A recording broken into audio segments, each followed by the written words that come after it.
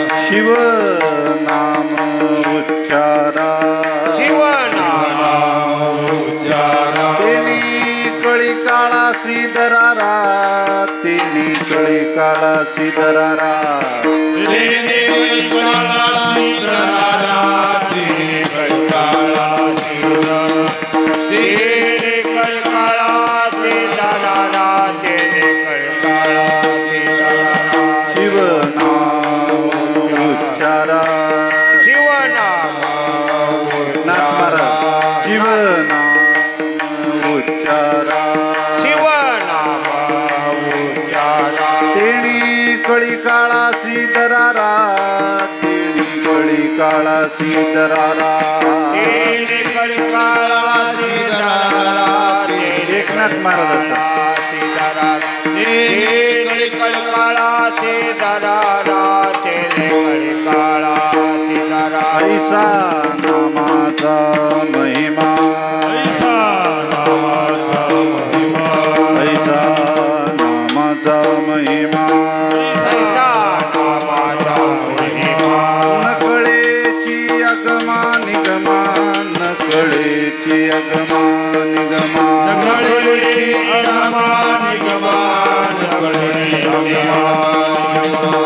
नकळेची अगमा Nigma सकळ मंत्राचे माहेर सकळ मंत्राचे माहेर सकळ मंत्राचे माहेर शिव मंत्र पंचाक्षर शिव मंत्र पंचाक्षर शिव मंत्र पंचाक्षर शिव मंत्र पंचाक्षर शिव मंत्र पंचाक्षर शिव मंत्र पंचाक्षर ऐसा नाम महिमा नामाचा महिमा ऐसा नामाचा महिमा नकळेची अगमा निगमा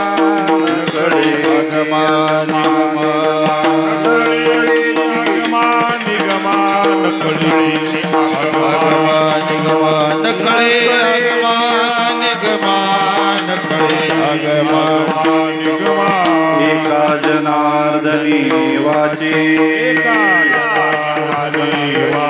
एका जनार्दनी वाचे शिवनाम जपासाचे शिवनाम जपासाचे शिवनाम जपासाचे शिवनाम जपासाचे शिवनाम जपासाचे शिवनाम जपासाचे एका जनार्दनी वाचे एका जनार्दनी वाचे एका जनार्दनी वाचे जनार्दनी वाचे शिवनाम जपासाचे शिवनाम जपासाचे शिवनाम जपासाचे शिवनाम जपासाचे शिवनाम जपासाचे शिवनाम जपासाचे ऐसा नामाचा महिमा ऐसा नामाचा महिमा नकळेची अगमा निगमा नकळेची अगमा निगमा नकळेची अगमा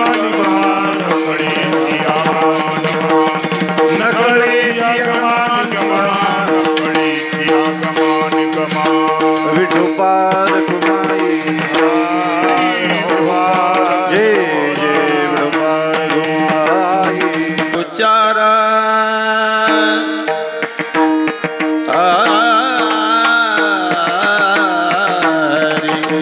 शिवनाम उच्चारा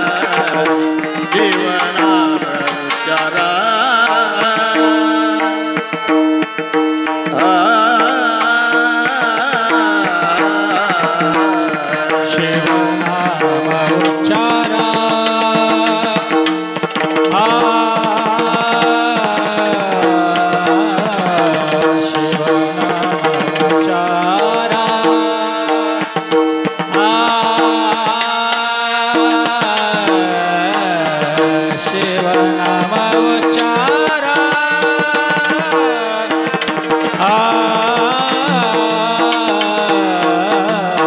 शिवनाम उच्चारा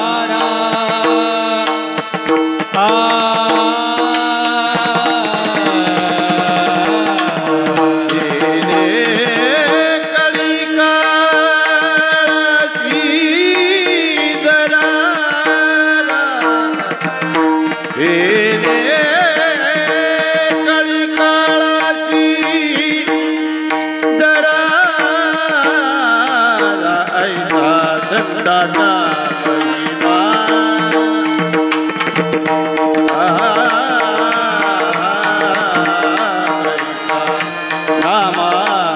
महिमा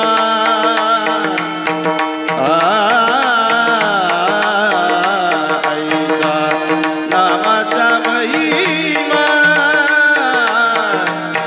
नामाचा महिमा नामाचा महिमा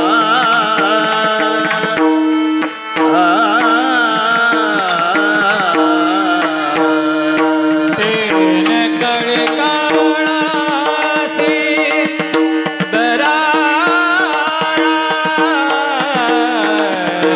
तेन कळे काळासी दरारा सनामाचा महिमा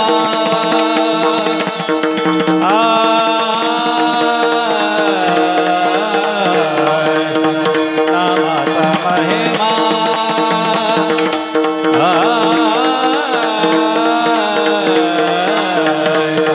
नामाचा महिमा नामाचा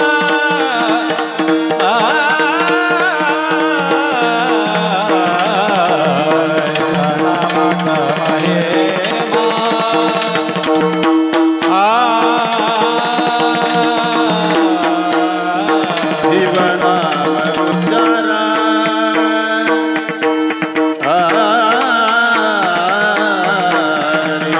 शिवनाम उच्चारा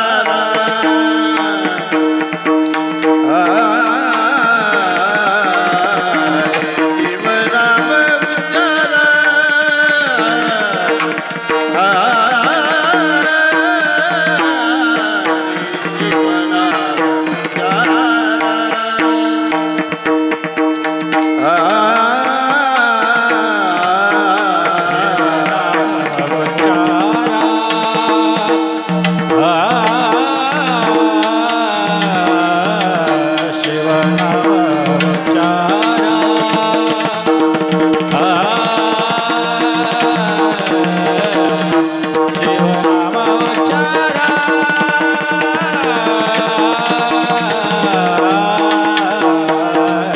शिवनाम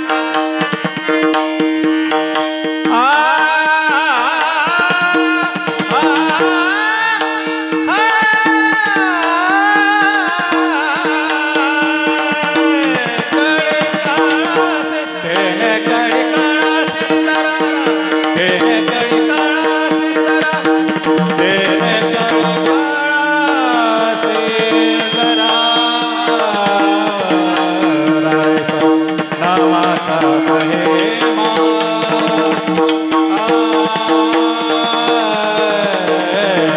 नामाचा महिमा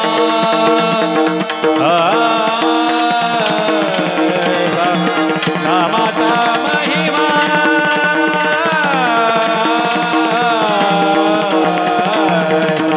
नामाचा महिमा ऐसा नामाचा महिमा नामाचा महिमा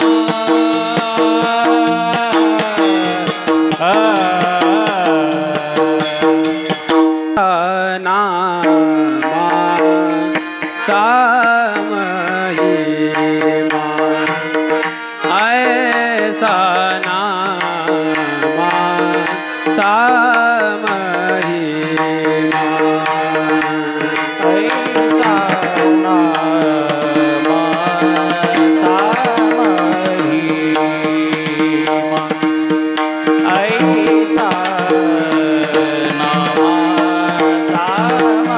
महिमा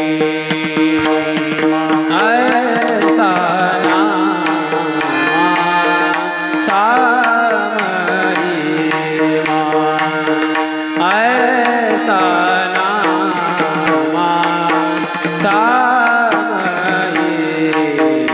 महिमा ऐसा नामाचा महिमा ऐसा नामाचा महिमा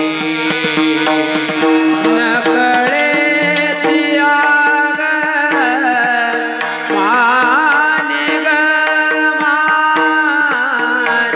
नकळेची आग माने ग ऐसा नामाचा महिमा ऐसा नामाचा महिमा नकडे आग मानी ग नकळेची आग मानी ग ऐसा संसारचा महिमा ऐसा नामाचा महिमा नकळेची आग मानी ग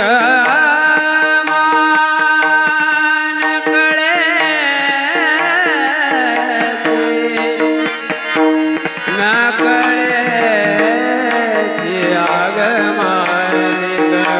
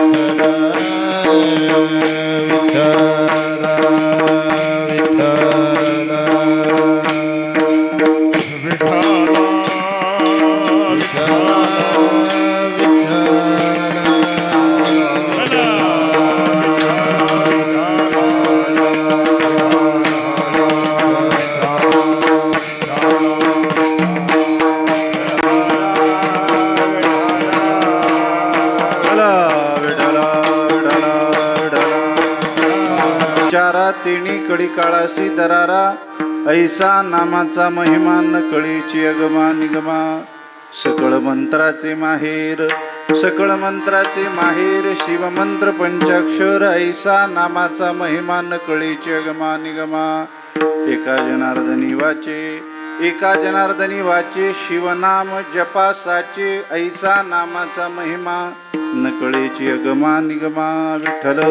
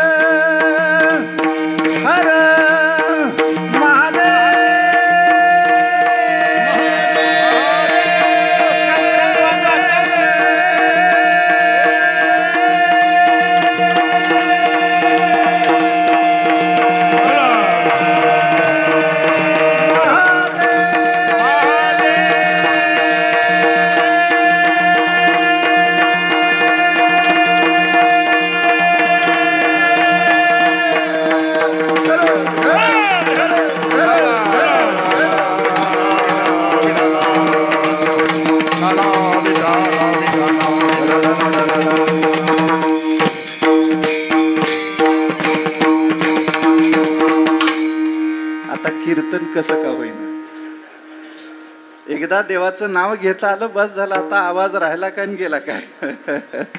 शिवनाम उच्चारा, शिवनाम उच्चारा तेणे कळी काळासी दरारा, ऐसा नामाचा महिमा नकळेची अगमा निगमा.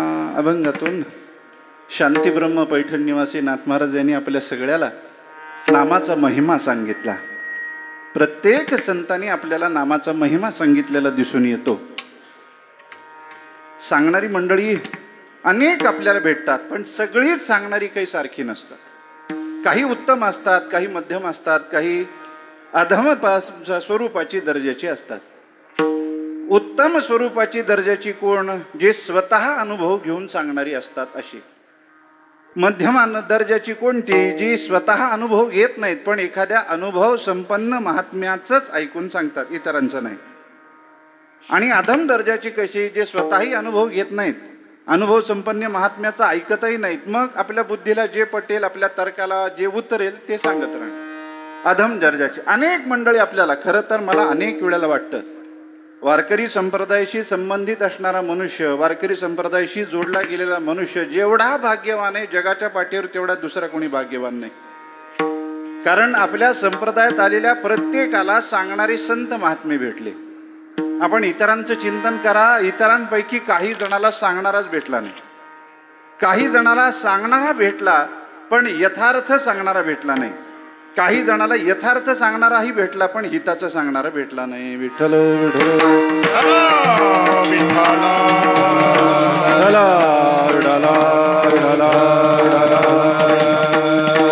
अनेकांना सांगणारेच भेटत नाही.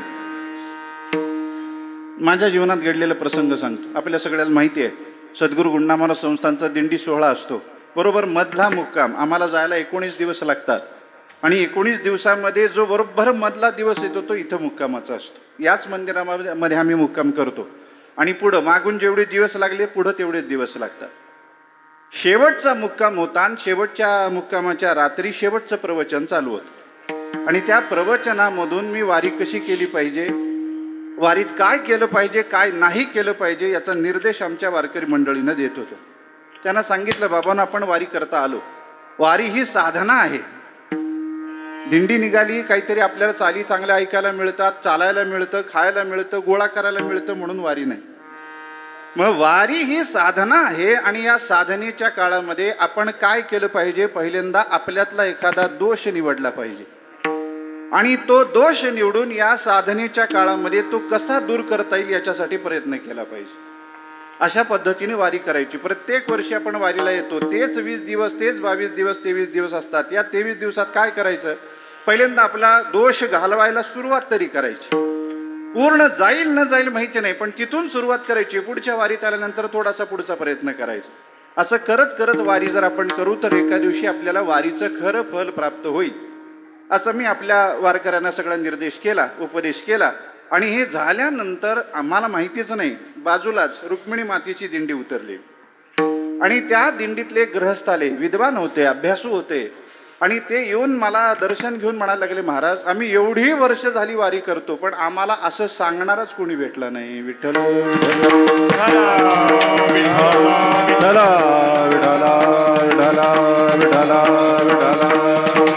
त्याच्यामुळं म्हणतो, काही जणाला सांगणारेच भेटत नसतात बाबा, सांगणारेच भेटत नाही. तर एकलव्याला तरी सांगणारा कुठं भेटला. मनामध्ये इच्छा असूनही धनुर्विद्या शिकायची, द्रोणाचार्याकडे येऊन सुद्धा द्रोणाचार्यांनी विद्या दिली नाही. सांगणारेच भेटत नाही. काही जणारे यांच्यापेक्षा थोडे भाग्यवान असतात, सांगणारे भेटतात, पण जे भेटलेले सांगणारे असतात ते यथार्थ सांगत नसतात. उदाहरण दुर्योधन आणि शकुनी मामा. दुर्योधनाला शकुनी मामा भेटला, सतत सांगत राहिला, मला सांगा जे सांगितलं त्यांनी ते यथार्थ होतं का? नाही, कायम चुकीचं सांगत राहिला. का सांगत राहिला आपल्या सगळ्याला महाभारत माहिती आहे. चुकीचं सांगत राहिला आणि म्हणून मनामध्ये त्याच्या एकच हेतू होता, या दुर्योधनाचा आणि सगळ्या 100 कौरवाचा नाश झाला पाहिजे, नाश झाला पाहिजे. त्या बुद्धीनं तो सल्ले देत होता. म्हणून तर आपल्याकडं किंवा महाभारतातलंच वचन आहे, सर्वनाशाय मातुलः, एखाद्याला जर आपलं सगळं वाटोळं करून घ्यायचं असेल तर त्यानं काही करू नये, फक्त मामाला घरी आणून ठेवावं. विठ्ठल विठ्ठला विठ्ठला विठ्ठला विठ्ठला विठ्ठला. सगळं वाटोळं केलं, सगळं चुकीचं सांगितलं पण चुकीचं सांगितलं. यथार्थ सांगणारा भेटला नाही. काही जणांना यथार्थ सांगणारा भेटला पण हिताचं सांगणारा भेटला नाही. कंसाला नारद भेटले का नाही? ज्यावेळी करारानुसार वसुदेवानी झालेलं पहिलं मूल आणून कंसासमोर ठेवलं, कंसाची दयाबुद्धी जागृत झाली. कंसाला वाटायला लागलं आकाशवाणीने सांगितलंय 8व्यापासून मृत्यू हा तर पहिला आहे, याला मारायचं काय कारण आहे? पहिल्या 7 जणांशी आपलं काही वैर नाही, कशा करता मारायची? नको 8वा तेवढा आणा भाऊजी. सांगितलं पण तिथं नारद आले. नारदाने काय केलं? बुद्धिभेद केला का नाही? वधी बाळकाशी ठेवू नको, वधी बाळकाशी ठेवू नको. नारदानी सल्ला दिला, वधी बाळकाशी ठेवू नको, एकही बाळ ठेवूच नकोस बाबा. सगळ्याला मार, सगळ्याला. का सगळ्याला मारायचं? नारदा, आकाशवाणी तुम्ही ऐकली नाही, मी ऐकली आहे. आकाशवाणीवरती माझा पूर्ण विश्वास आहे. आकाशवाणीने सांगितलंय 8वा मारणार आहे, हा तर पहिला आहे ना, मग मारायची काय गरज आहे याला? पहिल्या 7 जणाला धक्का लावायची काय गरज? नारदानी सांगितलं बाबा 8वा कोण आणि पहिला कोण ठरवणारा तू कोण? तुझ्या हातात काही नाही, तुला मी सांगितलं तेवढं कर. काही झालं तर देव मायावी आहे, आत्ता एक करतो नंतर लगेच दुसरं करतो, कुणीही त्याचा हात धरू शकत नाही. सांगितलं तेवढं कर. एकही बाळ जिवंत ठेवू नको. 6 जणांना मारलं, 7व्याचा गर्भ गेला, 8व्या वेळी परमात्मा आले. आपल्या सगळ्यांना चरित्र माहितीये. सांगितलं नारदानी, चुकीचं सांगितलं का? कुणीतरी उठून सांगावं की महाराज नारदानी हे त्या कंसाला चुकीचं सांगितलं. अजिबात चुकीचं नाही. भलेही त्यांचा हेतू काही का असेना, त्याचं गाठी असलेलं पुण्य लवकर नष्ट व्हावं, पापाचा घडा भरावा, भगवंतांनी लवकरात लवकर अवताराला यावं आणि याचा वध करावा, याच्याकरता सगळं केलं. पण जे सांगितलं ते चुकीचं सांगितलं नाही, बरोबर सांगितलं. देवानी केलं तेच का नाही? 8व्या वेळेला देवानी सगळी फिरवाफिरवी केली. त्याच्यामुळं काही जण आणखीन भाग्यवान असतात, ज्यांना सांगणारे भेटतात, यथार्थ सांगणारे भेटतात, पण हिताचं सांगणारे भेटत नाहीत. पण आपण वारकरी संप्रदायातली मंडळी एवढी भाग्यवान आहोत, आपल्याला सांगणारेही भेटले, यथार्थ सांगणारेही भेटले, आणि जे हिताचं आहे तेच सांगणारे भेटले. विठ्ठल विठ्ठल विठ्ठला विठ्ठला विठ्ठला विठ्ठला विठ्ठला. आणि जे हिताचं सांगितलं ते कसं सांगितलं? तर्काने नाही, इतरांच्या अनुभवावरून नाही, स्वतःच्या अनुभवावर. अनेक मंडळी आपल्याला सांगत असताना कसं तर्क बुद्धीचा वापर असतो. परवा एक 15 दिवसाखाली ज्यावेळी मठातून मी सकाळी काल्याच्या कीर्तनासाठी निघालो देगलूरून. आता गाडीपर्यंत जाणार, गाडी थोडीशी लांब होती, तेवढ्यात समोरून एक तो देवाला सोडलेला बैल असतो बघ, काय म्हणतात, कठाळ्या. हा, तो कठाळ्या समोरून येत होता. कारण आमच्या पंढरपुराकडे त्याला वळू म्हणतात, त्याच्यामुळे इथला शब्द विचारला. कटाळ्या तो आला समोरून. आता तो समोरून यायला लागला. आता तो कटाळ्या असतोच तसा महाराज, त्याला बघितल्यावर कोणाच्याही छाती धडकी भरते. मग तो समोरून यायला लागला, मी त्याच्या विरुद्ध दिशेने जायला लागलो. एक मनुष्य मध्ये उभा होता, त्याने पाहिलं, म्हणे महाराज काय कटाळ्या यायला लागला. मी म्हणे येऊ द्या ना, त्याच्या बापाला घाबरतो काय? ते म्हणले महाराज बघा तसं म्हणू नका, तो कटाळ्या आहे. मी म्हणलं अरे तो कटाळ्या आहे तर काय मी कमी आहे का? बघ तरी म्हणलं माझ्याकडे, एवढा काय बुक्का लावला हो?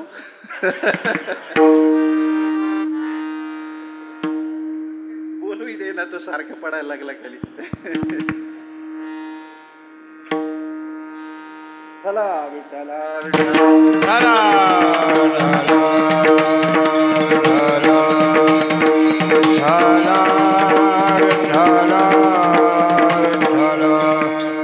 बुक्का पुसला. याचं कारण, उद्या जर कोणी अनोळखी बसलेलं असलं कीर्तनाला, त्याला विचारलं कोण होता रे महाराज? होता कोणतरी काळा तोंडाचा. असं म्हणू नये म्हणून. समोरून तो कठाळे येत होता. येत असताना त्यांनी मला सावध केलं, महाराज यायला लागला. म्हणलं येऊ दे बाबा, काय घाबरायचं कारण आहे? नाही नाही नाही म्हणे मारल ना. म्हणलं माराल काय झालं? तुम्ही कधी पाहिलंय मारलेलं? तुम्हाला कधी अनुभव आहे मारलेला? नाही. तुम्ही पाहिलंय तरी नाही. मग कशावरून म्हणता मारल म्हणून? नाही महाराज त्याला मोठी 2 शिंग दिसतात म्हणून. अरे शिंग दिसलं म्हणजे मारतो का? स्वभावात मार्केपणा राहावा लागतो, नाहीतर शिंग नसणारे घरात गेल्यावर डुसण्यात येतातच का नाही? डुसण्या खाव्याच लागतात त्यांच्या. शिंग असू द्या नसू द्या, स्वभाव लागतो तसा. तर्काने त्यांनी सांगितलं, कटाळ्या मारतो. काही मंडळी यांच्यापेक्षा श्रेष्ठ, जी स्वतः अनुभव घेत नाहीत पण इतरांच्या अनुभवावरून, अनुभव संपन्न महात्म्याच्या अनुभवावरून सांगतात. उदाहरण आपल्याला सांगतो. नाथ महाराजाचं प्रसिद्ध उदाहरण आहे. नाथ महाराजांनी रामायण सांगायला सुरुवात केली आणि रामायण सांगत असताना अशोकवनाचं वर्णन करताना नाथ महाराज म्हणाले, अशोकवनातली फुलं पांढरी होती. पांढरी होती हे ज्यावेळी नाथ महाराजांनी सांगितलं, रामायण संपलं. आपल्या सगळ्याला माहिती आहे, प्रत्येक ठिकाणी कुठेही रामायण चालू द्या तिथं मारुतीराय ऐकायला येत असतात. आपण त्यांच्याकरता पाठ घालून ठेवतो. नाथ महाराजांनी पाठ घालून ठेवलेला. आता आपण सामान्य मंडळी जर रामायणाचं चिंतन करत असू तर तिथं मारुतीराय येतात म्हणल्यावर प्रत्यक्ष नाथ महाराज सांगतात, कशी येणार नाही. तिथं अखंड बसून मग ते बसलेले मारुतीराय कथा झाल्यावर नाथ महाराजांकडे आले आणि म्हणायला लागले, महाराज तुम्ही सांगितलं अशोकवनातली फुलं पांढरी होती, एवढं विश्वासानं सांगितलं, बघायला गेला होतात का तुम्ही? गेला होता का तुम्ही? म्हणे मी नाही गेलो बाबा. मग वाल्मिकीने सांगितलं. त्या अनुभव संपन्न महात्म्याच्या शब्दावरती माझा विश्वास आहे, त्यांच्या अनुभवावरून मी सांगितलं ती पांढरी होती. मारुतीराय म्हणाले, अहो मी डोळ्यांनी पाहिलं ना, डोळ्यांनी पाहिलंय, ती पांढरी नव्हती, ती तांबडी होती, तांबडी. नाथ महाराज म्हणाले, काही करा तुम्ही, किती आरडाओरडा करा, काय भांडण करायचं करा, मी तुमचं ऐकणार नाही. ती फुलं पांढरी होती म्हणजे पांढरी होती. दोघांमध्ये वाद सुरू झाला. आता वाद मिटवायचा असेल तर काय केलं पाहिजे? अशा एखाद्या तिसऱ्या व्यक्तीकडे गेलं पाहिजे, ज्या व्यक्तीनं तिथली फुलं पाहिलेली असावी. मग आता कोण असेल बाबा पाहणार?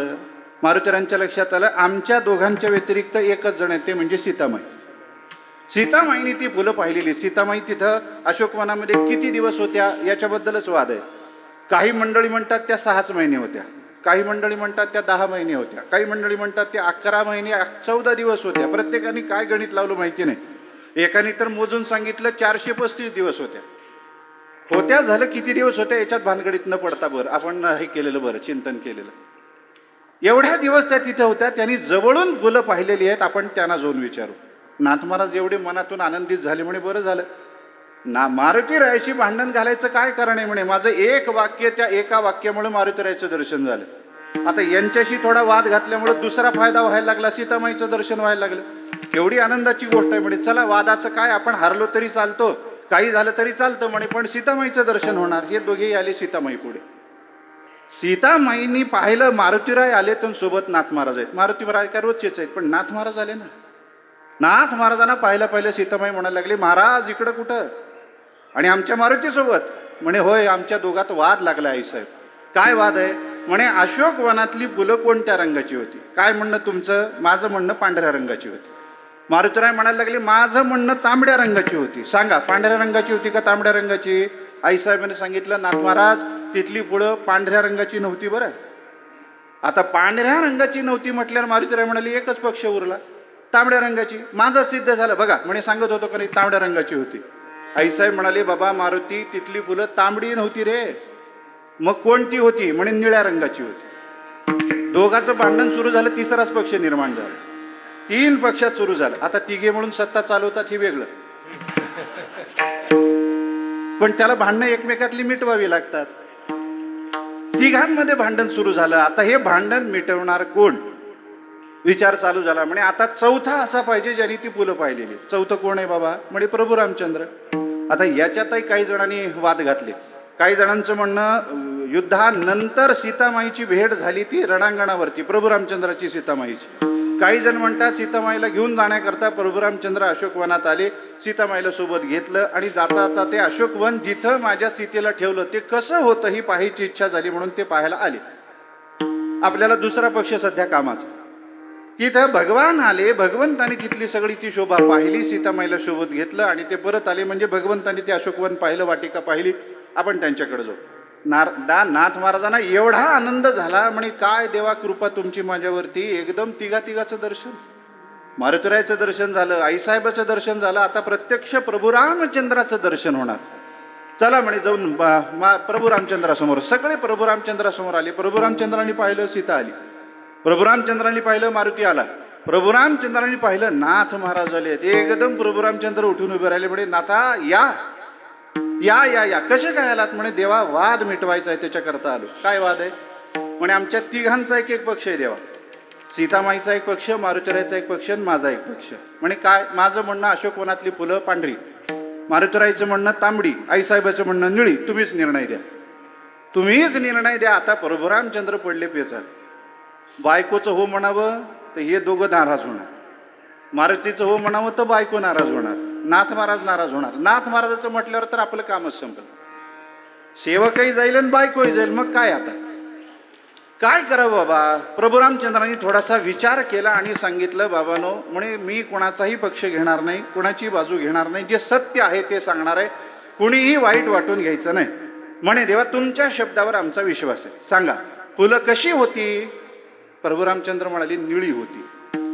निळी होती म्हणलं की नुसतं मारुतीराणी मान हलवली. हा देवा तुम्ही तेच करणार, जे सामान्य जीव करतो तेच करणार, बायकोचीच बाजू घेणार, तुम्ही कशाला दासाची आणि भक्ताची घेताल? अरे नाही म्हणे मारुती, तसं मान हलवू नको, मला वाटतं फुलं जशी निळी होती तशी तांबडी होती. सीतामाई म्हणायला लागली बरं आहे देवा, बायकोला सोडायचं आणि दासाची बाजू घ्यायची हे काय? नाथ महाराज म्हणाले माझं काय देवा, दोघांचीच बाजू घ्यायला लागलात. म्हणे नाही हो, फुलं पांढरी होती. असं कसं असेल देवा, 3 रंगाची फुलं होती का? नाही.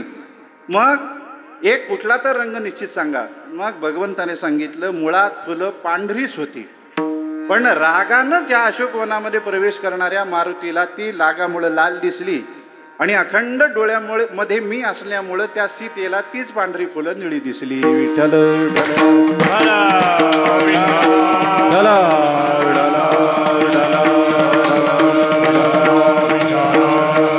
शेवटी सिद्ध कुणाचं म्हणणं झालं? नाथ महाराजाचं. त्यांनी कितीही सांगितलं, बघणाऱ्यांनी सांगितलं, अनुभव घेणाऱ्यांनी सांगितलं, तरी नाथ महाराज म्हणाले नाही नाही नाही नाही, मी सांगतो तेच, मला ज्यांनी सांगितलं त्यांच्यावरती माझा पूर्ण विश्वास आहे. अनुभव संपन्न महात्म्याचं ऐकून नाथ महाराजांनी सांगितलं तेच खरं ठरलं. म्हणून आपल्याला सांगायचं असेल, ज्यांनी अनुभव घेतलाय त्याचं ऐकावं आणि सांगावं. किंवा यांच्यापेक्षा श्रेष्ठ असतात जे स्वतः अनुभव घेऊन सांगतात. संत महात्मे स्वतः अनुभव घेऊनच सांगतात का नाही? तुकाराम महाराजाला काही जणांनी विचारलं, महाराज जगाला तुम्ही एवढं मुक्त कंठानी मुक्त हस्तानी ज्ञानदान करता, हे ज्ञान तुम्ही कोणत्या गुरुकडून मिळवलं? महाराज म्हणाले कुठल्या गुरुकडे गेलो नाही, अनुभवे आले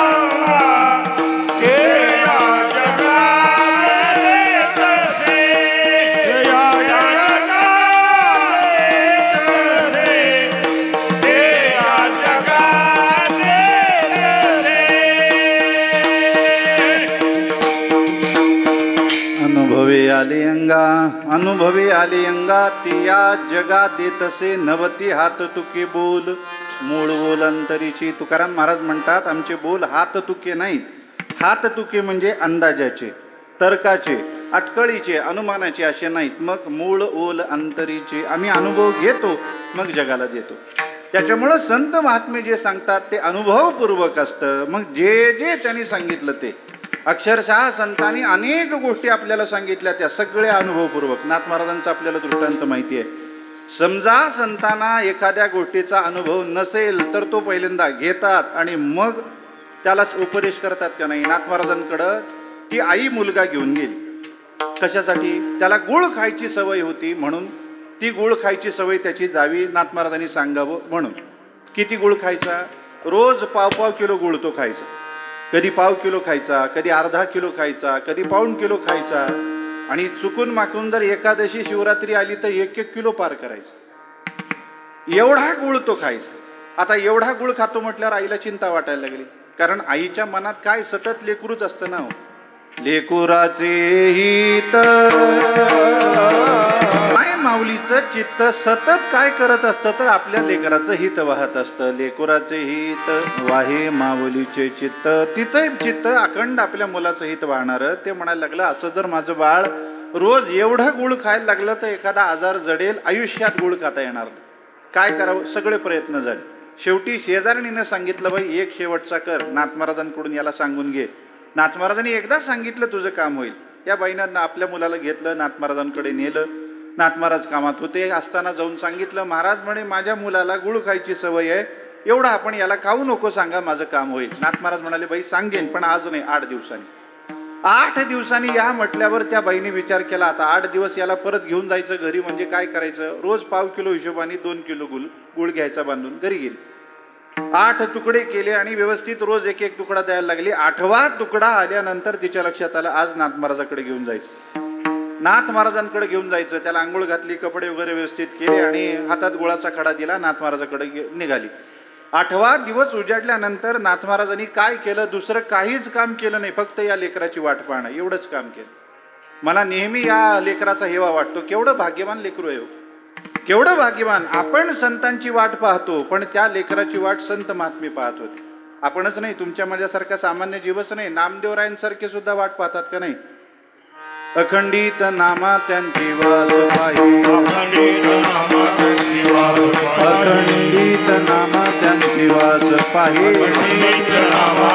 वास पाही, निशी दीनी ध्याये सत्संगती.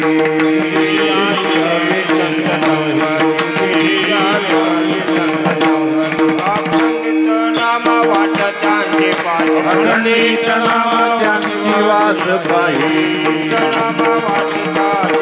अखंडित नामाच्या वाट पाही, निशी दीनी ध्याये सत्संगती.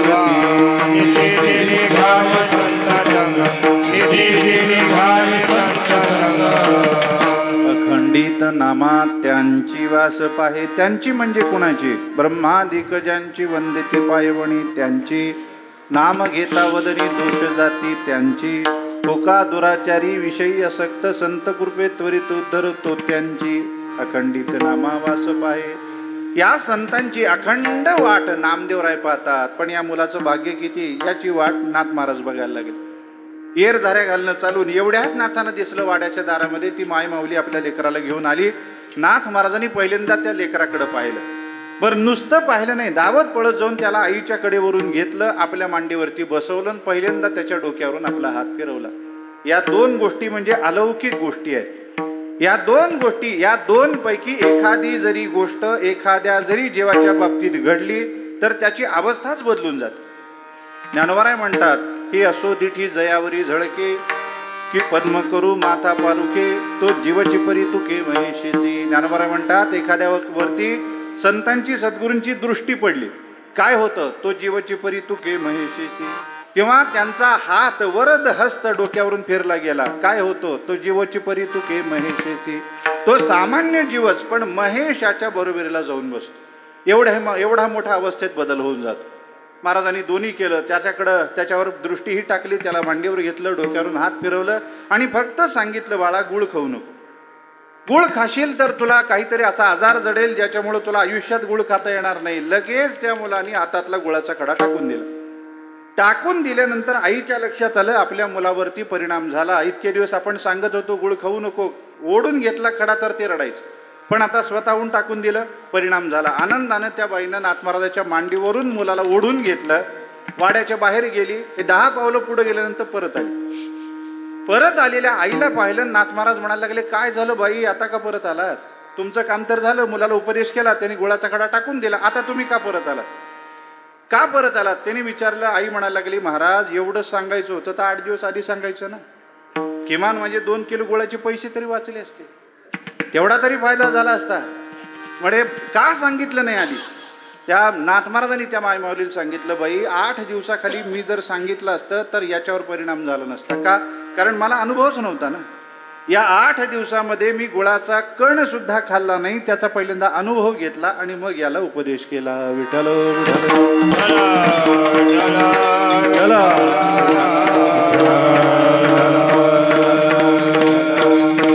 म्हणून इतर कुणाचं कोणाचंही न ऐकता केवळ आणि केवळ संतांचं ऐकावं, कारण ते अनुभव घेऊन सांगतात, नसला तर घेऊन सांगतात, नाही तर असलेला सांगत असतात, उत्तम दर्जाचे सांगणारे. म्हणून अनेक वेळेला अनेक गोष्टी संतांनी सांगितल्या. याही अभंगातून आपल्याला संतांनी सांगितलं. काय सांगितलं? नामाचा महिमा सांगितला. ऐसा नामाचा महिमा, असा महिमा आहे बाबा, असा आहे. असा आहे म्हणजे कसा आहे? पहिल्या चरणात, तिसऱ्या चरणात महाराजांनी सांगितलं. आता महिमा नाथ महाराज सांगतात, अनुभव घेऊन सांगतात का न घेता सांगतात? अनुभव घेतला ना.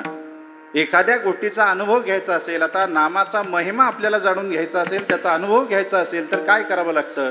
त्याच्याकरता त्या संबंधानं कमीत कमी 3 गोष्टीचं ज्ञान असावं लागतं. पहिल्यांदा त्याचं मोठेपणाचं ज्ञान असावं, नंतर त्याच्या सामर्थ्याचं ज्ञान असावं, आणि तिसरी गोष्ट त्याच्या स्वरूपाचं ज्ञान असावं लागतं. नामाचा महिमा सांगायचा ना, नाम किती मोठं आहे पहा, किती मोठं आहे. आपण विचार करा, आपण विचार करायला लागलो तर आपल्याला सगळ्यात मोठं जगात कोण दिसतं? सामान्य बुद्धीच्या माणसाला सगळ्यात मोठी पृथ्वी दिसते. पृथ्वीपेक्षा कोण मोठं आहे? त्याची बुद्धी त्याच्यावर जातच नाही. पण वेदांतांनी दशंगुली नाही आपल्या समोर ठेवला. ही 5 जी महाभूत आहेत, ती 5 महाभूत एकमेकापेक्षा मोठी. किती मोठी? 10 पट मोठी. पृथ्वीपेक्षा आप 10 पट मोठं, आपापेक्षा तेज 10 पट मोठं, तेजापेक्षा वायू 10 पट मोठा, वायूपेक्षा आकाश 10 पट मोठं, आकाशापेक्षा मध्ये बरंच काही सांगितलं. अहंकार 10 पट मोठा, महत्त्व 10 पट मोठं, त्याच्यापेक्षा मूळ प्रकृती 10 पट मोठी, त्याच्यानंतर परमात्मा या सगळ्याहून अनंत पट मोठा. एवढा मोठा तो परमात्मा आहे. सगळ्यात मोठं कोण? परमात्मा. आता नाम किती मोठं? परमात्मा एवढं मोठं आहे, परमात्म्यापेक्षा लहान आहे का परमात्म्यापेक्षा अधिक मोठं आहे? ज्ञानोबारांनी भगवंताचं वर्णन करत असताना काय सांगितलं? सत्य ज्ञानानंद गगनाचे प्राभरण, नाही रूप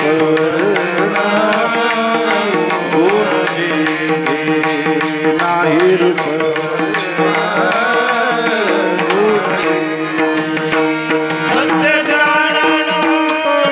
ज्ञानानंत गगनाचे प्रावरण, सत्य ज्ञानानंत गगनाचे प्रावरण, नाही रूपवर्ण गुण जेथे तो हा रे श्रीहरी पाहिला डोळे भरी, पाहता पाहणे दुरी सारवनिया. ज्ञानोबांनी वर्णन केलं गगनाचे प्रावरण. गगनालाही कोळ घालणारा, आकाशालाही कोळ घालणारा म्हणजे दशांगुली न्यायानं आकाशापेक्षाही अनंतपट मोठा असणारा परमात्मा. त्या परमात्म्याचं नाव केवढं? परमात्मा एवढंच आहे नाव. गगनाहुनी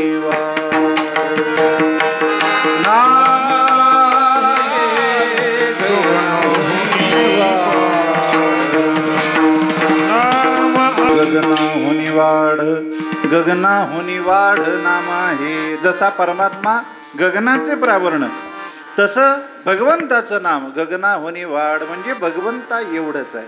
एक मुद्दा. किंवा काही मंडळी म्हणतात, भक्तिशास्त्र म्हणतं भगवंतापेक्षाही भगवंताचं नाव मोठं आहे. का मोठं आहे? कारण जे भगवंताला करणं शक्य झालं नाही ते त्याच्या नावाने केलं, म्हणून नाव मोठं झालं. काय? प्रभुरामचंद्राचा दरबार भरला. दरबारात प्रभुरामचंद्राला यायला उशीर झालेला, थोडा वेळ होता, म्हणून तिथली विद्वान मंडळी चर्चा करायला लागली, कोण मोठं? देव मोठे, प्रभू मोठे का त्यांचं नाव मोठं? काही जणांनी आपला पक्ष मांडला, म्हणे आमच्या मतानं देव मोठे. काही जणांनी विरोधी पक्ष म्हणे नाही, नाम मोठं. दोघांमध्ये सुरू झालं चर्चा, प्रमाणावर प्रमाण दिलं झालं, युक्तिवाद झाले, सगळं झालं, पण काही निष्कर्ष निघेना. योगायोगानं त्या दिवशी नेमकं त्या दरबारामध्ये नारद आले. नारदाला सगळ्यांनी पाहिलं. अरे वा वा म्हणे, नारदा या या, आमच्यामध्ये थोडीशी चर्चा चालू आहे, 2 गट पडलेत.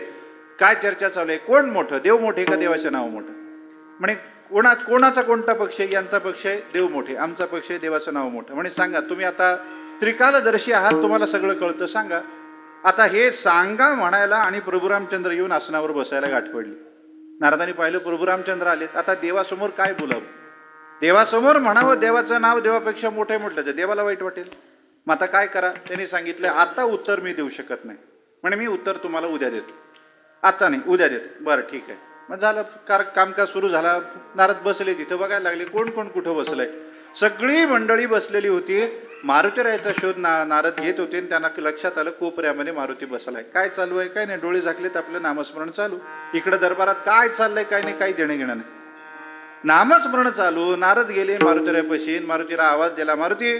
डोळे उघडले. अरे नारदा, काय म्हणता नारदा? बरं आहे का? ठीक आहे, ठीक आहे. सगळीकडे ठीक आहे का नारदा? कारण नारदाला हे विचारावं लागतं, कुठं काय केलंय बाबा, कुठं काडी लावली नाही ना. सगळीकडे फिरता, कुठल्या याच्या जाऊन लोकात जाऊन काय काडी लावताल तुम्ही सांगता येत नाही. ठीक आहे ना सगळीकडे नारदा? सगळीकडे ठीक आहे बाबा. माझ्याकडे कसं काय आलं, माझ्यावर कसं काय तुमची दृष्टी पडली, काय माझे दिवस फिरले काय? म्हणे दिवस फिरले नाहीत बाबा, इथं या दरबारामध्ये चर्चा चालू आहे. काय म्हणे, देव मोठे का देवाचं नाव मोठं, याचा निर्णय मला द्यायचा आहे. मग त्याच्याकरता मी काय करू? म्हणे तुम्ही एवढे श्रेष्ठ आहात ना, माझ्याकडे कशाला आलात? म्हणे मी काही देऊ शकत नाही. नाही नाही नाही म्हणे, मला हे प्रयोगांती सिद्ध करायचं आहे. याच्याकरता मला एक गोष्ट सांग, तू रोज दरबारात आल्यावर काय करतो? म्हणे काही नाही, पहिल्यांदा प्रभू रामचंद्राचं दर्शन घेतो, सीतामाईचं घेतो, आणि त्या सगळ्या पंचायतनाचं दर्शन घेऊन झाल्यानंतर मग सगळ्या ऋषीमुनीचं दर्शन घेतो आणि मग माझ्या जागेवर येऊन बसतो, नामस्मरण करत राहतो. नारद म्हणाले उद्या एकच करायचं. काय करायचं? सगळ्यांचं दर्शन घ्यायचं पण विश्वामित्राचं घ्यायचं नाही. मारुतीराय म्हणाले वेळ लागलं का? अहो ते तर आमच्या प्रभूचे गुरु आहेत आणि त्यांचं दर्शन घेतलं नाही, त्यांचाच अवमान केला नाही तर माझी गती काय होईल? म्हणे काही होणार नाही, मी तुम्हाला धक्का लावू देत नाही, माझे शब्द आहे. तुमच्या केसालाही धक्का लावू देणार नाही, फक्त मला तुमची गरज आहे एवढी मदत करा. बघा बरं का, नारदा वचन द्या. वचन आहे म्हणे, तुम्हाला काही होऊ देणार नाही. झालं, दुसरा दिवस उजाडला. सगळ्यात आधी नारद हजर झाले आणि मग सगळे हळूहळू येऊन बसले दरबारामध्ये. मारुतीराय आले. मारुतीरायांनी पाहिलं कोण कोण आले. सगळे आलेत बाबा. विश्वामित्र त्यांच्या जागेवर आहेत, राम येऊन आपल्या जागेवर बसले, सीतामाई आहेत, लक्ष्मण दादा उभे आहेत, भरत शत्रुघ्न सगळे आहेत. सगळ्यांचं दर्शन घेतलं. दर्शन घेत घेत घेत घेत हळूच विश्वामित्राच्या बाजूनं आपल्या जागेवर जाऊन बसले आणि नामस्मरण सुरू केलं. विश्वामित्रांनी हे पाहिलं सुद्धा नाही. कोण दर्शन घेतं, संतांना काय असतो ते आपल्या ध्यानात मग्न असतात. नारद बाजूला बसून होते, त्यांनी पाहिलं विश्वामित्राच्या हे लक्षात सुद्धा आलं नाही मारुतीरायांनी आज आपलं दर्शन घेतलं नाही. पण नारद म्हणाले असं कसं चालेल? आपण जर काडी लावली नाही तर मग पेट घेईल कसा? पेटवलं तर पाहिजे, आपलं कामच आहे ते. मग काय केलं? विश्वामित्राला जागा केलं. म्हणे अहो म्हणे, काय तुमच्या डोळ्यात देखत काय घडतं? तुम्ही काय बघायला लागले, काय करायला लागले, काय झालं? अहो तो तुमच्या शिष्याचा सेवक आला, त्यांनी सगळ्याचं दर्शन घेतलं. सुरुवात तर तुमच्या शिष्यापासून केली आणि सगळ्यांचं दर्शन घेतलं. तुमचं दर्शन न घेता निघून गेला, जागेवर जाऊन बसला. बरं वाटतं काय? ते म्हणाले जाऊ दे, रोज घेतोच ना, आज नाही घेतलं बिघडलं कुठं? बरं त्यांनी दर्शन घेतलं म्हणजे मी मोठा होईन आणि त्यांनी नाही घेतलं तर लहान होईल का? नाही ना, होतं. जाऊ दे, एक दिवस राहिला असेल, त्याला गडबड असते, त्याला फुकट वेळ कुठेही घालावा वाटत नाही, अखंड देवाचं नामस्मरण करावं वाटतं. बरं माझा तेवढाच वेळ वाचला ना, माझ्या दर्शन घेऊन तिथं जाईपर्यंत त्याचा वेळ 2 क्षणाचा वाचला, तेवढं 2 क्षण त्यांनी नामस्मरण केलं, आनंदाची गोष्ट आहे. नारद म्हणायला लागले हे उलटच व्हायला लागलं बाबा. आपलं जे काम आहे ते काही होईना, आपल्याला पेटवायचंय, चांगलं पेटवायचंय. मग हे नारद म्हणाले नाही, आता चांगलीच काड्याची पेटी घेतली पाहिजे. आणि मग नारद म्हणायला लागले असं नाही हो, थोडा विचार करा. एकटे दुकटे असताना हे घडलं तर ठीक, पण एवढ्या समाजासमोर अपमान बराय काय? असं नाही, माणसाने अपमान झाल्यावर त्या क्षणी आपला जीव सोडला पाहिजे. नारदांनी काड्या लावायला सुरुवात केली. अहो म्हणे तुम्ही तर गुरु आहात, जा त्या रामाला म्हणा तुझा दास माझा अपमान करतो तू पाहतो कसा, आत्ताच्या आत्ता त्याला शिक्षा दे. काय शिक्षा? म्हणे देहदंडाची शिक्षा. कशी द्यायची शिक्षा? म्हणे तू तुझ्या हाताने बाण चालवायचा आणि त्याचा शिरच्छेद करायचा. लावली काडी. विश्वामित्राचं डोकं फिरलं. त्यांना तरी कळावं का नाही कोण आहे बोलणार आहे?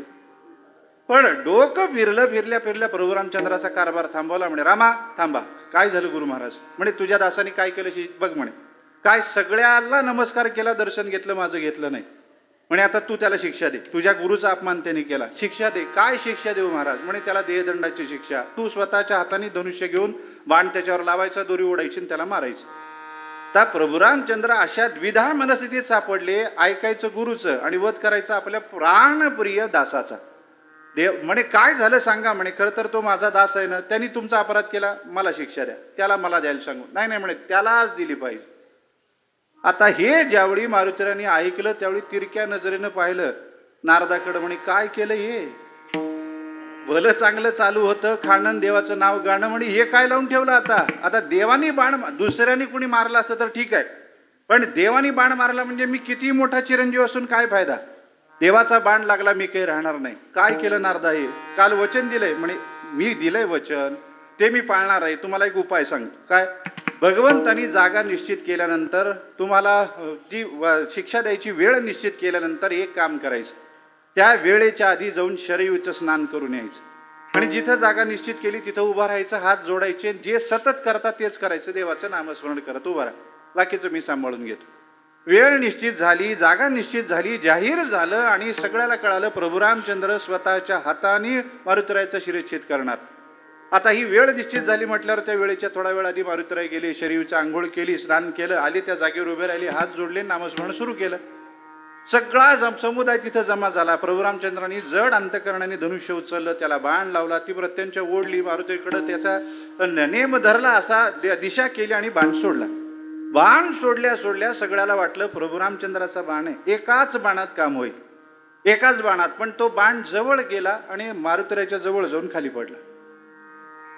ते पाहिल्यानंतर सगळे म्हणायला लागले, थोडंसं कमी पडलं बघा. कोणाला म्हणतात? प्रभू रामचंद्राला. थोडंसं कमी पडलं बघा. अरे तुमचं आमचं कमी पडतं, त्याचं कमी पडतं का?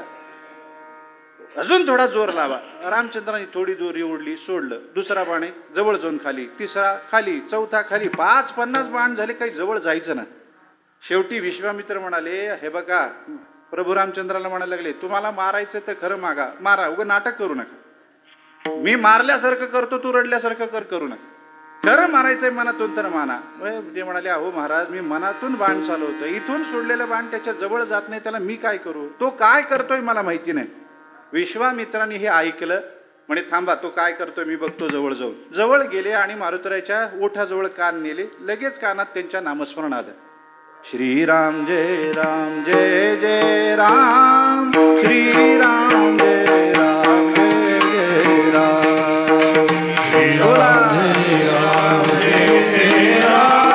नामस्मरण अखंड चालू. आणि मग हे ज्यावेळी कानावरती पडलं, त्यावेळी तिथून विश्वामित्र ओरडले, म्हणे रामा, धनुष्यबाण खाली ठेवा. काय झालं गुरु महाराज? म्हणे आता तुमचे पूर्वज जरी आले तरी याच्या केसालाही धक्का लागणार नाही. का? कारण यांनी नामाचं कवच धारण केलेलं आहे. आणि ज्यांनी नामाचं कवच धारण केलेलं आहे त्याला त्याचं राम सुद्धा काही वाकडं करू शकत नाही. विठ्ठल विठ्ठल.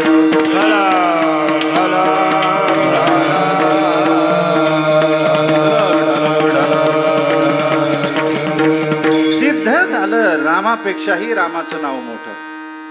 हा महिमा संतांना कळाला. एक गोष्ट कळाली, नाव सगळ्यात मोठं. बर, नामाचं सामर्थ्य काय? काय सामर्थ्य नाही नामात सांगा. आपल्या ठिकाणी असणारं सगळं पाप नाम जाळतं का नाही? हरी उच्चारणी अनंत पाप राशी जातील लयासी क्षणमात्रामध्ये हरी हे नामस्मरण आपण केल्या देवाचं नाव घेतल्या सगळं पाप नष्ट होत. भक्तिशास्त्रांनी सांगितलं, नामस्मरणामध्ये पाप नष्ट करण्याची एवढी शक्ती आहे, तेवढं पाप जगातला कुठलाच पापी करू शकत नाही. तुमच्या माझ्यासारखा सामान्य जीव जाऊ द्या, आपण तर काही पाप करतच नाहीत. आता काही करत नाहीत म्हणजे स्पर्धा करू नका पाप करण्यात. नाहीतर महाराज, आम्ही रावणाच्या पुढे आमची गाडी घेऊन जातो म्हणाल, कंसाच्या पुढे घेऊन जातो म्हणाल, ते आपल्यानं होत नाही, आपण करूही नाही. किती पाप करतो आपण, आपल्याने शक्य नाही तेवढं. नामनोस्ती यावती शक्ती पाप निर्हरणे हरे तावत कर्तुम न शक्नोती पातकम पातकी जनाहा. भक्तिशास्त्र सांगतं एखादा महान पापी सुद्धा करू शकत नाही, ज्याच्यापेक्षा अनंत पाप नामानं नष्ट होतं. किती नष्ट होतं? वाल्या कोळ्याचं उदाहरण पाहा ना. किती पाप त्यांनी जमा केलं होतं. ज्यावेळी नारद चालले होते त्यावेळी नारदाला अडवलं. नारदाला अडवल्यानंतर नारदाकडून त्यांनी मागायला सुरुवात केली, काय तुमच्याकडे काढा. नारद म्हणाले, आमच्याकडे काय बाबा, बघा इटा वीणांची पड्या घे, तुला पाहिजे तर. तो म्हणाले, हे घेऊन मी काय करू, याच्यानं काही मिळत नाही, म्हणे हे तुमचं तुम्हाला ठेवा, काही चलन असेल धन असेल तर ते द्या. नारद म्हणाले, आमच्याकडे काय. मला नेहमी वाटतं ते वाल्या कोळ्याचं चुकलंच बघा. त्यांनी नारदाला अडवायला नको होतं, आजकालच्या कीर्तन करायला पकडायला पाहिजे होतं. आणि तेही कीर्तनाच्या आधी नाही, कीर्तन झाल्यावर. आता बऱ्याच वाल्या कोळ्यांनी कीर्तन करायला पकडले असेल, मला माहिती नाही, एवढंच आहे. नंतर पकडलं असतं तर काहीतरी मिळालं असतं. पण नारदाजवळ काय राहणार आहे? म्हणे काही नाही बाबा घे. मग नारदानी सहज विचारलं, म्हणे इथे किती दिवसापासून करतो माहिती नाही, किती जणाला मारलं तेही माहिती नाही. म्हणे तू इथून 2 प्रकारची संपत्ती घेऊन जातो, तुला कळतंय? म्हणे एक हे चलन आहे ते घेऊन जातो, द्रव्य घेऊन जातो, आणि दुसरं तुझी पाप संपत्ती. इथं ज्याचा जीव घेतो त्याचं पाप तुझ्या माथी बसतं. घरातली मंडळी तुझं धन घेत असतील, पण ही पाप संपत्ती वाटून घेतात का? तो म्हणाला, न घ्यायला काय झालं, धन घेतात तसं ते घेतील. म्हणजे जाऊन विचारून जा आणि विचारून ये. तो वाल्या कोळी म्हणाला, वा नारदा, चांगला धंदा आहे, मला घरी पाठवायचं ना, आपण इकडून पळून जायचं. नाही म्हणे, असं नाही. मग त्यांनी नारदाला झाडालाच बांधलं. झाडाला बांधलं आणि मग घरी जाऊन बायकाला मुलाला विचारायला लागला, माझं पाप कोणी घेतं का? त्याने सांगितलं, वयम तू फल भागिना, आम्ही फक्त फलाचा भोग घेणार, पाप तुझं तुला. ऐकल्या पश्चाताप झाला. आला नारदाकडे, नारदाला सोडवलं, पायाला लागला आणि म्हणायला लागला, महाराज काय करू सांगा आता. म्हणे काय केलंस आधी सांग, किती मारले? त्यांनी सांगितलं, हे सामान्य किती मारले माहिती नाही, पण ब्राह्मण किती मारले त्याची थोडी मोजदाद ठेवली. किती मारले म्हणजे एक ब्राह्मण मारला, एक मोठ्या रांजणामध्ये एक लहानसा वाळूचा खडा टाकला, असे 7 रांजणं भरून गेली. एक ब्रह्महत्या घडली तर काय अवस्था झाली. भागवतामध्ये आपण इंद्राचं चरित्र पहा. यांनी तर एवढी मोठी ब्रह्महत्या केली. ब्रह्महत्या राशी पातके अपार, वाल्मिक किंकर बंद केला. अपार पापाच्या राशी. ब्रह्महत्याच एवढी घडली, एकातून सुटणं अवघड, पण एवढ्यातून सोडवलं कोणी? भगवंताच्या नामाने. हे सामर्थ्य नामात आहे. विठ्ठल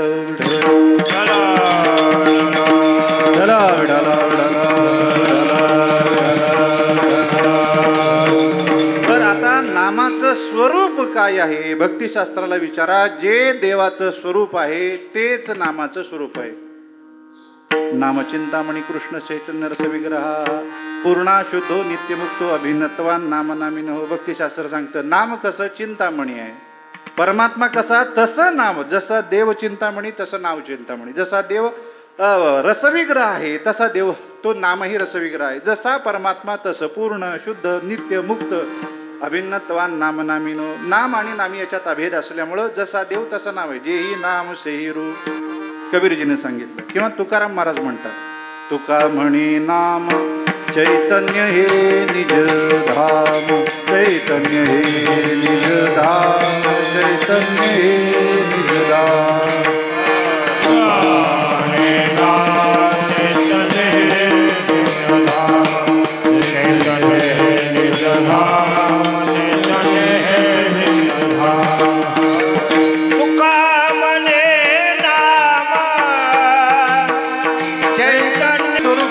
नामाचं तुकाराम महाराजांनी आपल्याला सांगितलं. तुका म्हणे नाम, तुका म्हणे नाम चैतन्य हे निजधाम, दोची अक्षराचे काम उच्चारावे राम राम. बस भगवंताचं स्वरूप जे आहे तेच नामाचं आहे. स्वरूपही कळालं, सामर्थ्यही कळालं, मोठेपणही कळालं. आणि हे कुणाला कळालं? संतांना कळालं. संतांना लक्षात आलं. जे सामान्य जीवाला कळणार नाही ते आपल्याला कळालं. अनुभवाने आपल्याला ते समजलं. मग आता काय करा? सामान्य जीवाला सांगा.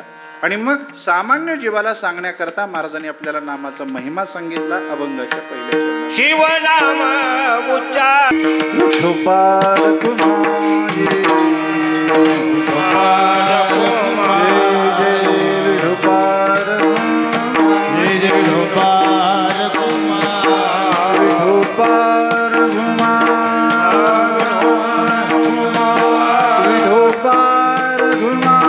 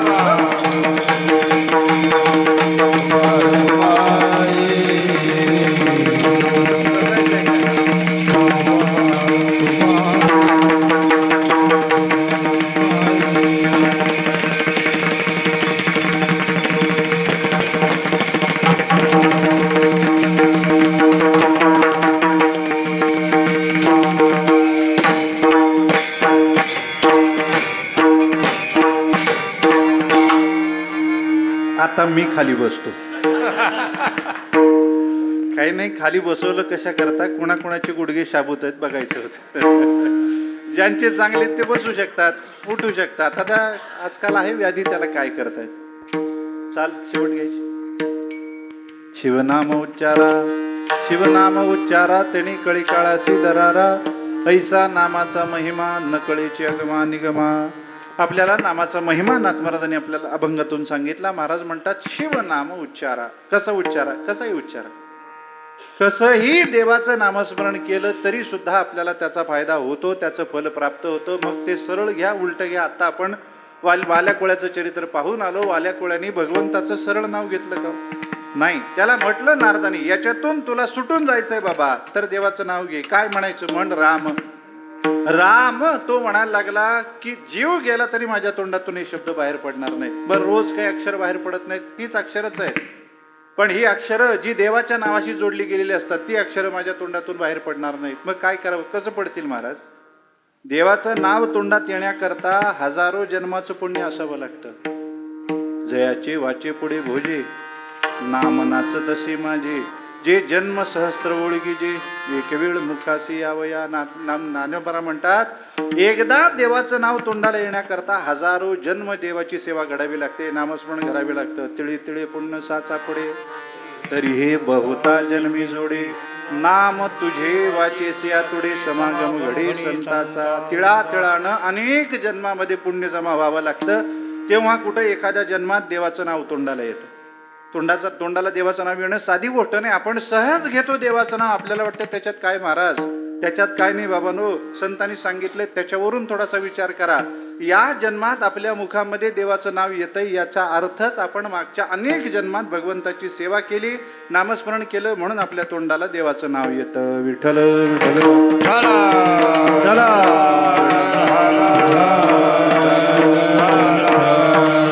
त्याच्यामुळे नाथ महाराज म्हणतात, तुम्ही कसंही उच्चारा, सरळ उच्चारा नाही उलट उच्चारा, राम म्हणा नाही तर मरा म्हणा, त्याच्याने तुमचा उद्धार होणार आहे.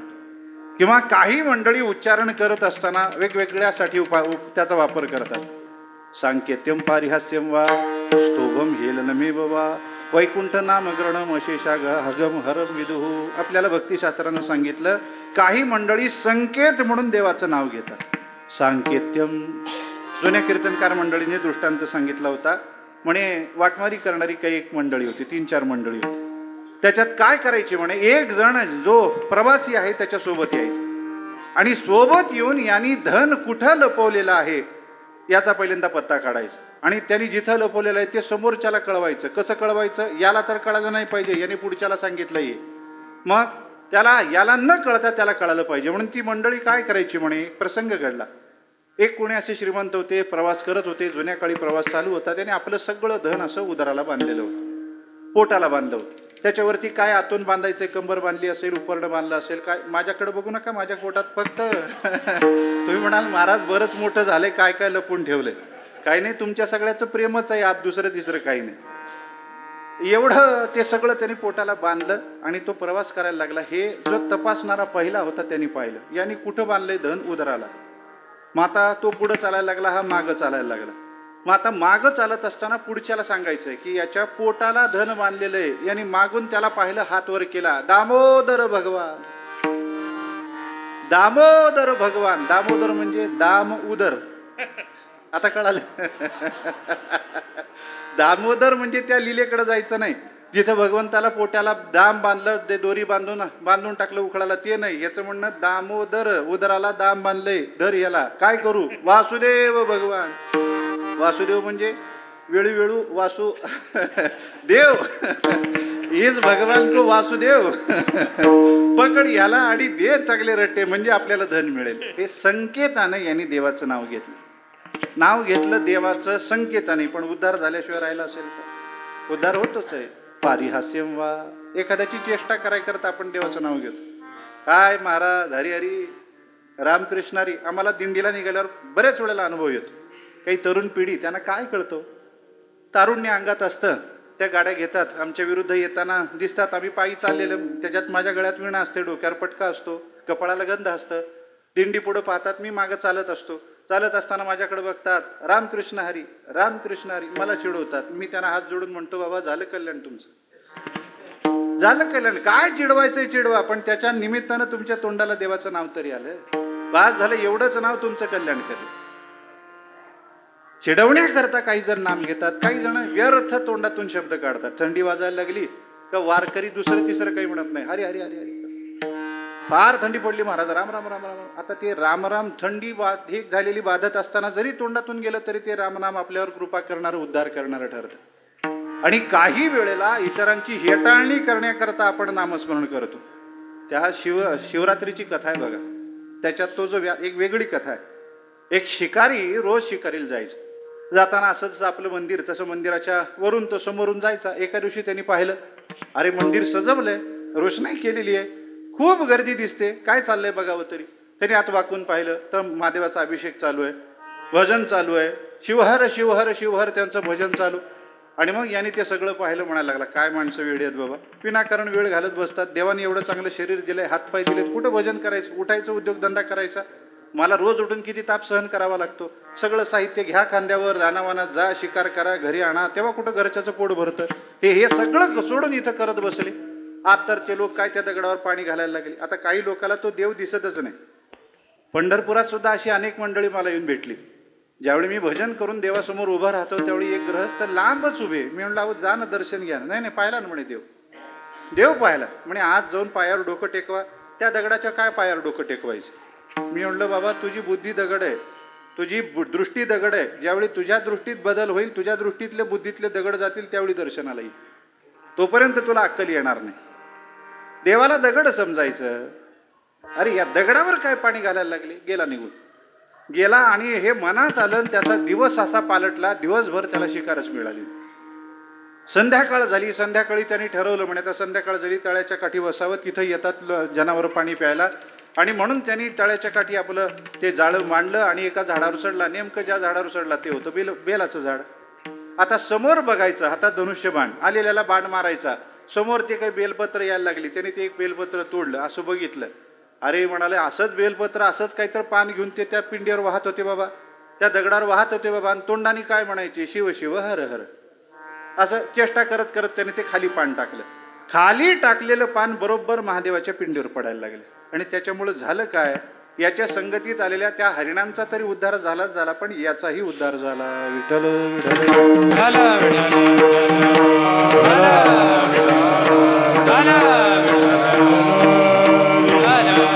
नाथ महाराज म्हणतात कसाही उच्चार करा, चांगल्या भावनेनं करा, वाईट भावनेनं करा, कुत्सित भावनेनं करा, उद्धारच तुमचा होणार आहे. त्याच्यानी होईल काय, तेनी कळी काळा दरारा. तुम्ही देवाचं नाव घ्या, कळी काळाच्या अंतःकरणात दरारा निर्माण होईल.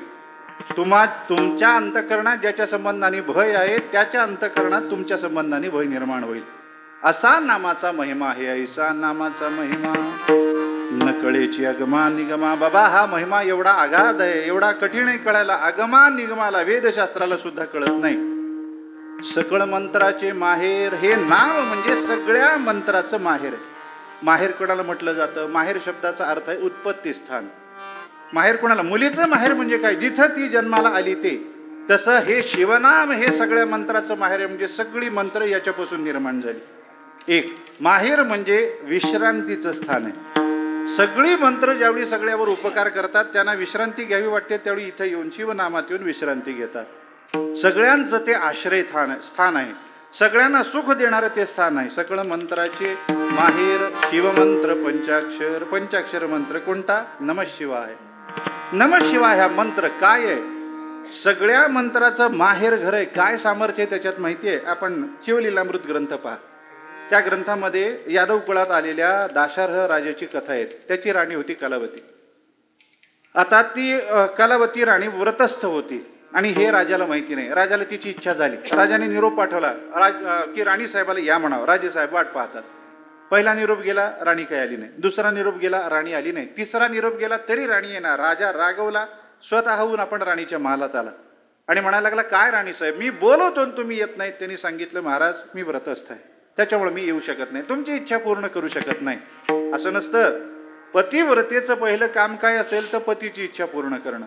असं नाही चला ते व्रत बीत बाजूला ठेवा म्हणून बोलत बोलत राजाने असं राणीचा हात धरला. नुसता स्पर्श झाल्या झाल्या त्याला एवढ्या जोरात चटका बसला, जसं काय आपण एखाद्या अग्नीला स्पर्श केलाय असा चटका बसल्या बसला तो लांब झाला. राजा म्हणायला लागला एरवी चंदनासारखी शीतळ असणारी ही राणी आज पोळायला कशी काय लागली. विचारलं काय आहे हे, म्हणे हा नामाचा महिमा, शिवपंचाक्षर मंत्राचा महिमा आहे. म्हणजे त्याच्यामुळं मला स्पर्श केल्या केल्या तुम्हाला त्याचा परिणाम जाणवला. अनुकूल भावनेनं स्पर्श करा चांगलं होईल, वाईट भावनेनं करा, प्रतिकूल भावनेनं करा, तसं फल मिळेल. मग आता काय म्हणे मलाही हा मंत्र पाहिजे, द्याल का. नाही म्हणे मी देऊ शकत नाही, मी दुर्वास ऋषींकडून घेतलाय. तुम्हाला घ्यायचं असेल तुमच्या गुरुकडे जा, तुमच्या गुरूंकडे जा. आणि मग गर्गाचार्यांकडे यांनी जायचं ठरवलं. म्हणे बाई आपण जाऊ घेऊ पंचाक्षर तो मंत्र. म्हणे असं घेता येत नाही, त्यांना सगळं समर्पण करावं लागतं, त्यांना संतुष्ट करून घ्यावं लागतं, मग मंत्र घ्यावा लागतो. हा राजाच होता, काय कमी हो. सगळं सोबत घेतलं, भरभरून सोबत घेतलं. गर्गाचार्यांच्या आश्रमात आले, तिथे येऊन त्यांची पाद्यपूजा केली. पाद्यपूजा करून त्यांच्याकडून तो मंत्र तो कानावरती घेतला. उजव्या कानामध्ये त्याने नुसतं ओम नमः शिवाय असा मंत्र उच्चारण केल्या केल्या या राजाच्या शरीरातून हजारो काळे कावळे बाहेर पडले आणि आकाशात जाऊन ते भस्म होऊन गेले. राजाने पाहिलं, म्हणे महाराज हे काय, तुम्ही नुसतं भगवंताचं नामस्मरण तो मंत्र कानात माझ्या उच्चारण केला आणि लगे एवढं सगळं काळं बाहेर माझ्या शरीरात एवढं काळं आहे हे सुद्धा मला माहिती नाही. हे आहे तरी काय? त्याला गर्गाचार्याने सांगितलं, बाबा हे तुझं पाप आहे, पाप रोमात लपून बसलेलं पाप आहे. ते पाप गेलं कशाने? या महामंत्राने. विठ्ठल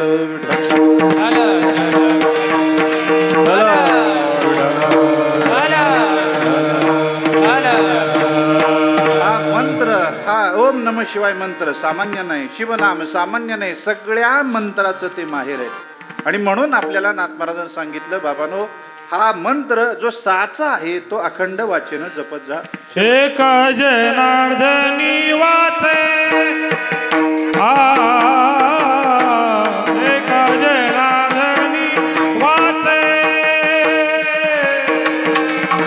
एक जनार्दनी वाचे एक जनार्दनी वाचे एक जनार्दनी वाचे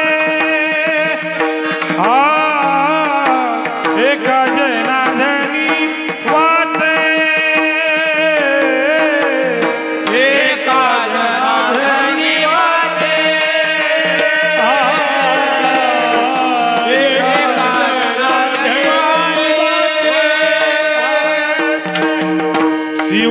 शिवनाम जपासाथे शिवनाम जपासाथे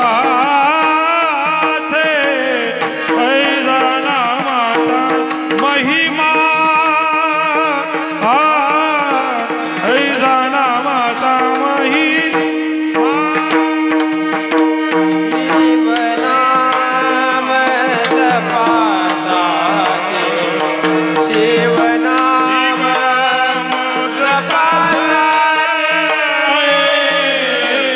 ऐसा नामाचा महिमा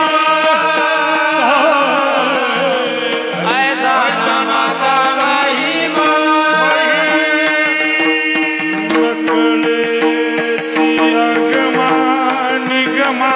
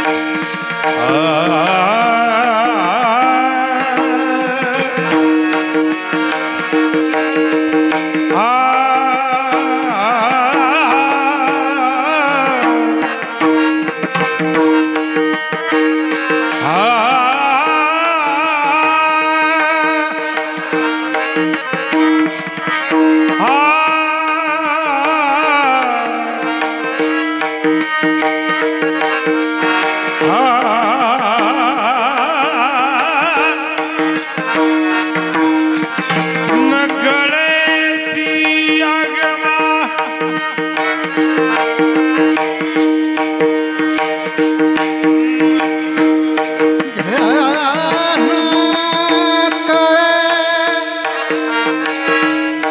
न कळेची आगमा निगमा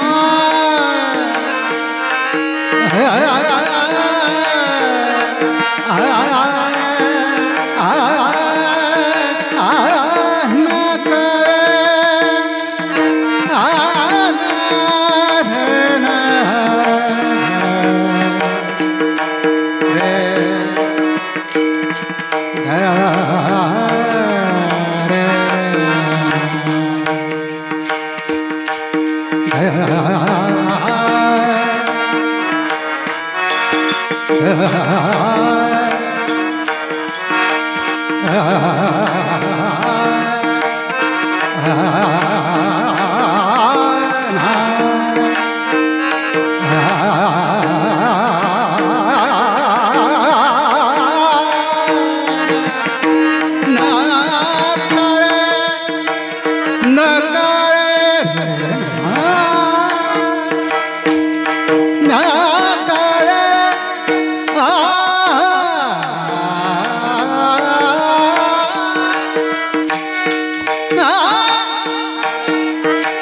नकळेची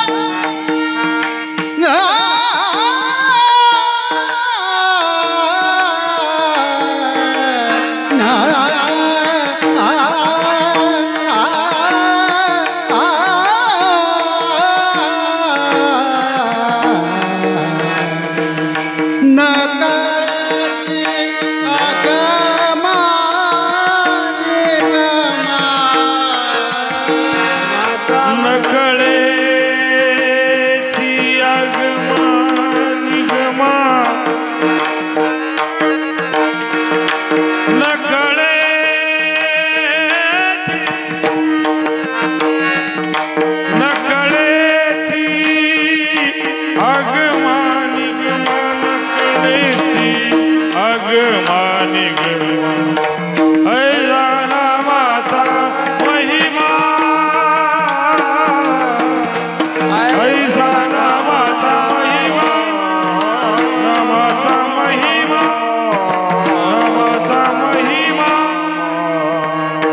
एका जनार्दनी वाचे, एका जनार्दनी वाचे, शिवनाम जपासाचे, ऐसा नामाचा महिमा, नकळेची अगमा निगमा. नाथ महाराज म्हणतात, बाबांनो, वाचेन शिवाचं नाम, शिवनाम जपा, जे साचं आहे त्याच्यानं होईल काय? त्या तुमच्या शिवनामोच्चारणानं कळी कळाच्या अंतकरणात तुमच्या संबंधाने दरारा होईल, निर्माण होईल. आणि हे सकळ मंत्राचं माहेर असल्यामुळं सगळ्या मंत्राचं तुम्हाला फल केवळ शिवनामोच्चारणानं मिळणार आहे. आणि म्हणून नाथ महाराजांनी आपल्याला सांगितलं, बाबांनो, अखंड वाचेनं वाणीनं शिवनामाचं उच्चारण आपण करा, त्याच्यानं होईल काय? शिवनाम उच्चारा, शिवनाम उच्चारा, तेने कळी काळासी दरारा, ऐसा नामाचा महिमा, नकळेची अगमा निगमा. अगमा निगमाला सुद्धा हा नामाचा महिमा कळत नाही. आम्हाला तो कळाला, आणि कळाला म्हणून आम्ही तुम्हाला सगळ्यांना सांगितला. का सांगितला? आपण नुसतं ऐकावं म्हणून नाही, तर नुसतं ऐकायचं नाही, तर त्याच्यावरती चिंतन करायचं आणि लवकरात लवकर ते संतांनी सांगितलेलं आचरणात आणायचं. संतांनी जे सांगितलं ते ऐकून उद्धार नाही, नुसतं चिंतन करून विचार करून उद्धार नाही. उद्धार कधी होईल? ज्यावेळी संतांनी सांगितलेलं ऐकून त्याच्यावरती चिंतन करून आपण ते आचरणात आणू, त्याच वेळी आपला उद्धार होईल. आपल्याला नाथ महाराजांनी स्पष्ट सांगितलं, नामाचा असा महिमा आहे, अखंड वाचेनं शिवनामात त्याचं उच्चारण करा. आपण ताबडतोब हे ऐकून लगेच आचरणात आणू, तर आपला उद्धार होणार आहे. ज्याला आपला उद्धार करून घ्यायचा आहे त्यांनी नाथ महाराज सांगतात त्याप्रमाणे अखंड भगवंताचं नामस्मरण करावं, जीवन कृतार्थ करून घ्यावं. यथामती झालेली सेवा पंढरीश परमात्म्याच्या चरणी, सिद्धेश्वर रत्नेश्वर भगवंताच्या चरणी, माऊली ज्ञानोबराय तुकोबारांच्या चरणी, सद्गुरू गुंडा महाराजाच्या वैकुंठवासी महाराजांच्या चरणी अर्पण करतो आणि थांबतो. ज्ञानेश्वर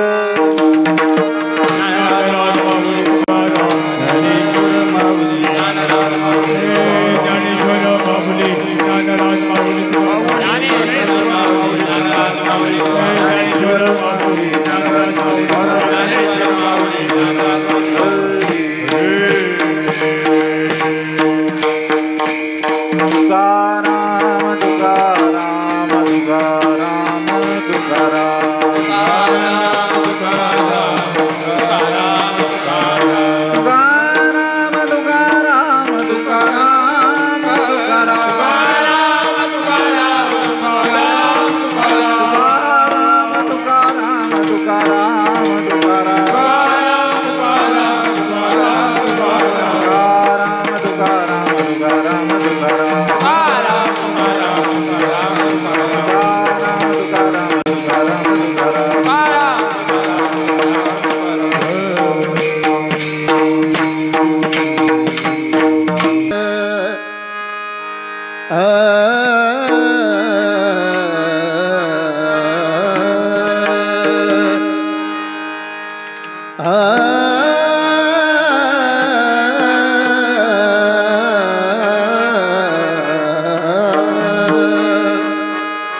एक जनार्दनी वाचे,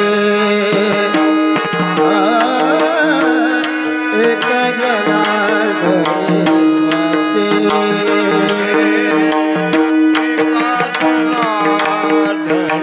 वाचे, एका जनार्दनी वाचे, एक जनार्दनी वाचे, एक जनार्दनी